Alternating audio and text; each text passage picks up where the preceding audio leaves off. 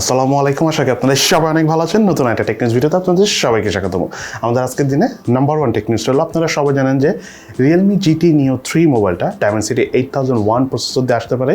এই ব্যাপারে আমরা মোটামুটি স্ট্রং লিক্স পেয়েছি এবং সম্ভবত এই প্রসেসর দিয়ে আসবে এবং তার পাশাপাশি Realme 9 4G নামক নতুন আরেকটা ফোন আসতে পারে। ঠিক আছে, এটা কনফিগারেশন আমরা এখন পর্যন্ত কোনো ইনফরমেশন পাইনি। হতে পারে স্ন্যাপড্রাগনের 680 অথবা মিডিয়াটেক হলো G96 অথবা অন্য কোনো প্রসেসর, যে কোনো একটা দিয়ে Realme 9 ফোনটা অর্থাৎ Realme 9 4G ফোনটা খুবই সুন আসতে যাচ্ছে। এবং এইদিকে Xiaomi 12 সিরিজের ফোন কিন্তু চাইনিজ মার্কেটে গত 1-1.5 মাস আগে কিন্তু লঞ্চ হয়ে গেল, কিন্তু গ্লোবালি Xiaomi 12, Xiaomi 12X এবং Xiaomi 12 Pro তিনটা ফোন একসাথে লঞ্চ হবে এই মার্চ মাসের 15 তারিখে। তো Xiaomi 11 আলট্রার পর 12 সিরিজের ফোন আসতে যাচ্ছে। তবে আমার খুব ইন্টারেস্ট কাজ করতেছে এইবার Xiaomi 12 আলট্রা ফোনটা কেমন হয়। লেটস সি, দেখা যাক, আর কয়েক মাসের মধ্যে হয়তো আমরা সেটাও দেখতে পাবো। এদিকে Yamaha তাদের নিও নামক নতুন একটা ইলেকট্রিক স্কুটার নিয়ে আসতে যাচ্ছে, সেটা 50cc থেকে 125cc পর্যন্ত সাপোর্ট করে। ইলেকট্রিক স্কুটারের ক্ষেত্রে আমার খুব ইন্টারেস্ট কাজ করে, কারণ যেহেতু তেল লাগবে না, জাস্ট একবার চার্জ দিলে লং টাইম চালানো যাবে। সো এই টেকনোলজিটা এখন অনেক পপুলার, বাট এখনও অনেক ইমপ্রুভ ভার্সন আসেনি। যেটা বলে গাড়ি বলেন, বাইক বলেন, আমাদের এই সাবকন্টিনেন্ট ইন্ডিয়া বাংলাদেশের দেশগুলোতে, বাট আগামীতে এই টেকনোলজিটা যখন অনেক ইমপ্রুভ হবে, আমার নিজেরই একটা প্ল্যান আছে ইলেকট্রিক স্কুটার কেনার জন্য। বিকজ চার্জ দিয়ে চলা যাবে, তেল লাগবে না, দ্যাট মিনস আমি অনেক লং জার্নি করতে পারবো উইদাউট এনি ডাউট। বাট দেখা যাক, সময় বলে দিবে কেমন স্কুটার আসে, কেমন পারফরমেন্স আমরা পাই, দেন আমরা বুঝতে পারবো কোন স্কুটারটা কেনা উচিত কিনা।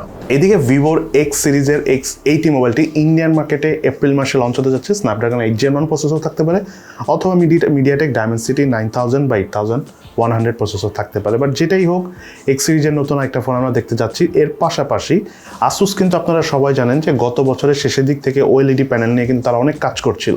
তারা তাদের ল্যাপটপগুলোতেও কিন্তু OLED প্যানেল নিয়ে এসেছে এবং তারই ফলশ্রুতিতে এবার তারা OLED টিভি নিয়ে আসতে যাচ্ছে Asusের, এবং এটা আমাদের সাবকন্টিনেন্টে লঞ্চ হবে, হতে পারে ইন্ডিয়ান মার্কেটে অথবা আশেপাশের দেশে লঞ্চ হবে। একটা সময় যে আমরা হয়তো আমাদের বাংলাদেশ মার্কেটেও Asusের টিভি দেখতে পাবো।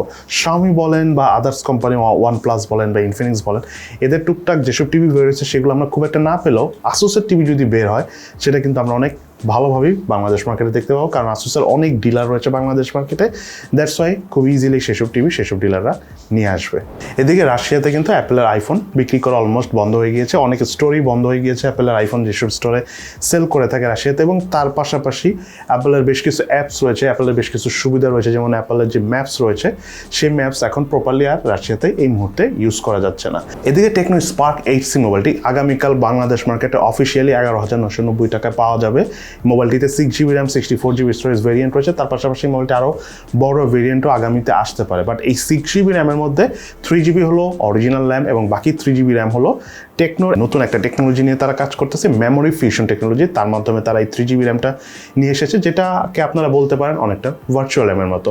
এবং এর পাশাপাশি টেকনোর এই মোবাইলের যে ক্যামেরাটা ইউজ করা হবে, তাতে RGBW নামক একটা সেন্সরে ইউজ করা হবে, যাতে নর্মাল যে সেন্সরগুলো আমরা RGB সেন্সর ইউজ করে থাকি, তার থেকে এই সেন্সরে 60% বেশি ভালো আলো ক্যাপচার করবে।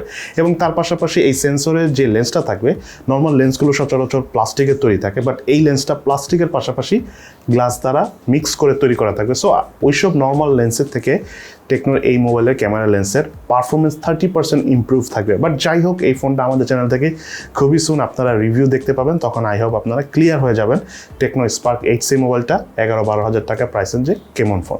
সো আজকে তাহলে এই পর্যন্তই। কেমন লাগলো আমাদের আজকে টেকনিক্স ভিডিও, সেটা কিন্তু অবশ্যই ভিডিও নিচে কমেন্টস করে জানাবেন। সো সবাই ভালো থাকেন, সুস্থ থাকেন, ইনশাল্লাহ দেখা হবে ফিউচারে।